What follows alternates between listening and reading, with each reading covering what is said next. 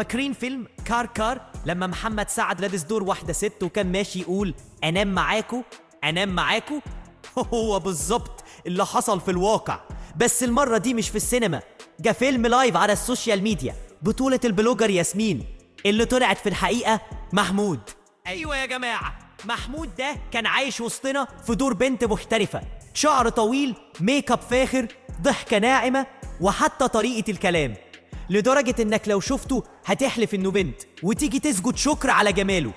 لكن الأجهزة الأمنية قالت تعالى يا أخت، قصدي يا أخ، احنا عايزينك في كلمتين. وقتها الحقيقة طلعت، والصدمة بقت في كل الكومنتات، والأجمد إنهم لقوا معاه شوية أدوات وحاجات مش هقدر أوصفها، بس هقولك كده إنها كفيلة تخلي الرقابة تقول إحنا مش بنشوف، إحنا عميان خلاص. يعني الراجل ما اكتفاش إنه خدع الناس بالشكل ده، كمان كان بيجهز نفسه لأفلام تانية شكلها كانت جاية في الطريق. السوشيال ميديا طبعا قلبت سيرك، واحد بيقول أنا كنت بدعي لها كل يوم، اكتشف دلوقتي إني كنت بدعي لمحمود. واحد تاني كاتب عليه قبل ما أحبك فهطلب شهادة ميلاد وصورة بطاقة. كنت هكتب في البطاقة متزوج ولا عازب ولا إيه؟ الخلاصة يا صاحبي، الزمن ده بقي محتاج تبقى شوية مخبر، شوية محقق كونان، وشوية شيخ طريقة قبل ما تعمل فولو لأي حد، لأنك ممكن تصحى تلاقي نفسك بتحب محمود وهو لابس فستان وبيقولك أنا معاكم.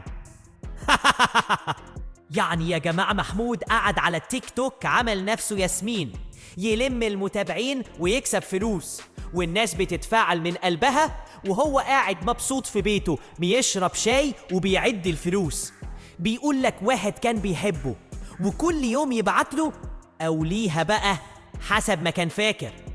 أسد وحوت، أسد وحوت يا جدعان، ده لو الحيوانات دي كانت حقيقية كان زمانه عامل سيرك متنقل دلوقتي. والله الحياة بقت كريزي يا جماعة، ما بين واحد عامل نفسه بنت وواحد بيبعت أسد وحيتان. إحنا مش عارفين نعيش في أمان نفسي.